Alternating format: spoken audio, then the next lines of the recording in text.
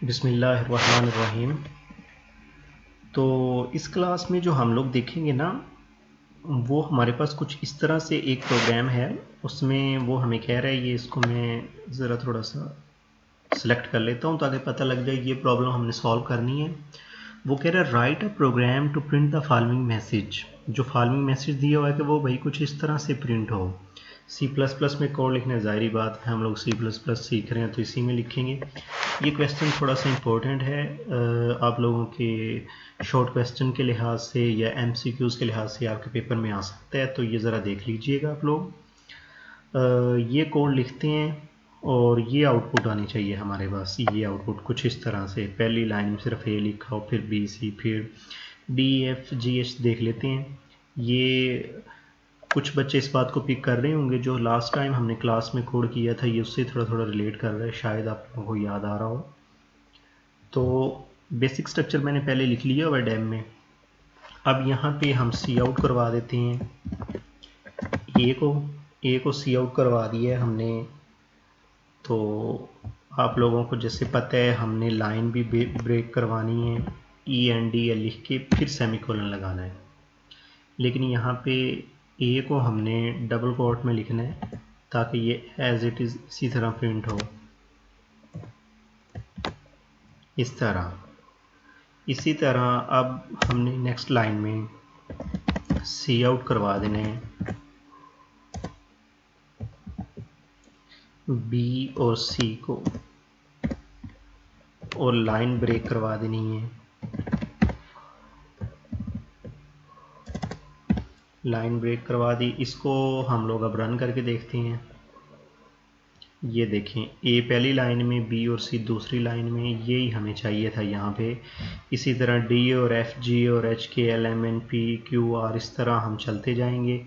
ये आप लोगों को मैं कोड कंप्लीट करके दिखाता हूँ। नेक्स्ट लाइन में हम आके क्या करेंगे, सी आउट करवाएंगे हम लोग। सी तक हो गया, हम लिखेंगे डी ई एफ, यहाँ तक लिख के ये वाली लाइन भी हम लोग ब्रेक करवा देंगे। और इसके बाद फिर हम सी आउट करवाएंगे। डबल कोट का मतलब होता है कि ये जो चीज़ हम इसके अंदर लिख रहे हैं ये एज इट इज़ इसी तरह प्रिंट हो जाए। तो एफ तक हो गया, फिर हम लिखेंगे GHIJ। ये लिखने के बाद हम यहाँ पे भी लाइन ब्रेक करवा देंगे।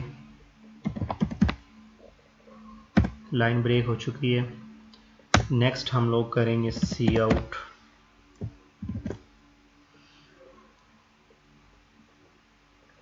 कि सॉरी, डबल कोट्स के लिखने हैं, डबल कॉलम के अंदर लिखने हैं KLMNO।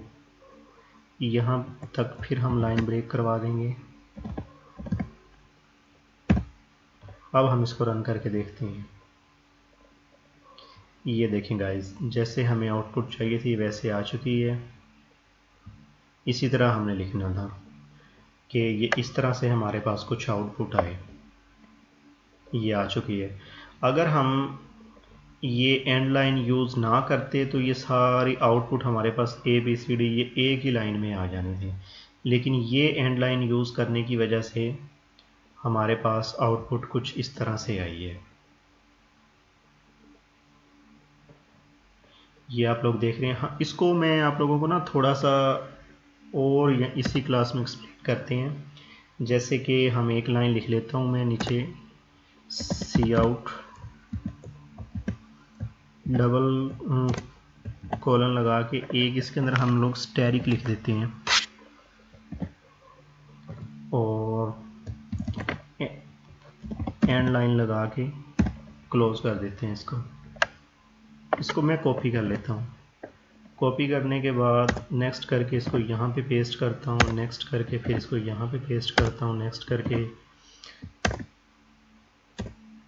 इसको मैंने इतनी दफ़ा पेस्ट कर लिया। इसका क्या फ़ायदा होगा, कुछ इस तरह से मैं आपको इसका थोड़ा सा डिज़ाइन बना के दिखाना चाह रहा हूँ कि जो अच्छा लगे दिखने में। एंड लाइन को हम यूज़ क्यों करते हैं। और ये जो मैं नीचे क्वेश्चन सॉल्व कर रहा हूँ ये बहुत इंपॉर्टेंट क्वेश्चन है। मुझे याद है जब मैं स्टडी करता था ये शॉर्ट क्वेश्चन आया था हमें 2 नंबर के लिए, तो ये आप लोगों के लिए भी एग्ज़ाम के लिहाज से इम्पोर्टेंट है, तो आप भी इसे देख लीजिएगा। 3 लगा देते हैं स्टार, नीचे 4 लगा देते हैं और इससे नीचे वाले में हम लोग क्या करते हैं 5 लगा देंगे।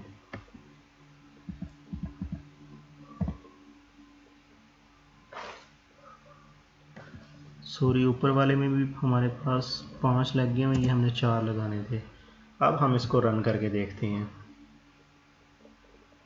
ये देखें, ये गाइस आपको समझ आ रही है, ये स्टैरिक नीचे वाले, ये जो नीचे वाला मैंने कोड लिखा है ये उसकी आउटपुट है और जो ऊपर वाला कोड लिखा है ये इसकी आउटपुट है। ये आप लोगों को एंड लाइन की समझ आ गई होगी। दोनों ही वेरी इंपॉर्टेंट क्वेश्चन है, लेकिन मैं आप लोगों को बताता हूँ कि जो मुझे क्वेश्चन आया था वो सिर्फ ये वाला था, ये जो मैं आपको रन करके दिखाता हूँ, ये आउटपुट चाहिए थी। तो इस तरह से आपको कोई भी आउटपुट आ जाए जो शॉर्ट क्वेश्चन हो तो वो आप इस तरह से लिख सकते हैं जैसे ये एंड लाइन के साथ मैंने लिख दिया था। तो ये आप अच्छी तरह देख लें। उम्मीद करता हूँ आप लोगों को समझ आ गई होगी। तो इंशाल्लाह अगर आप लोगों को कोई भी क्वेश्चन हुआ तो आप मुझसे पूछ लीजिए, इंशाल्लाह मैं आपको ज़रूर आंसर करूँ।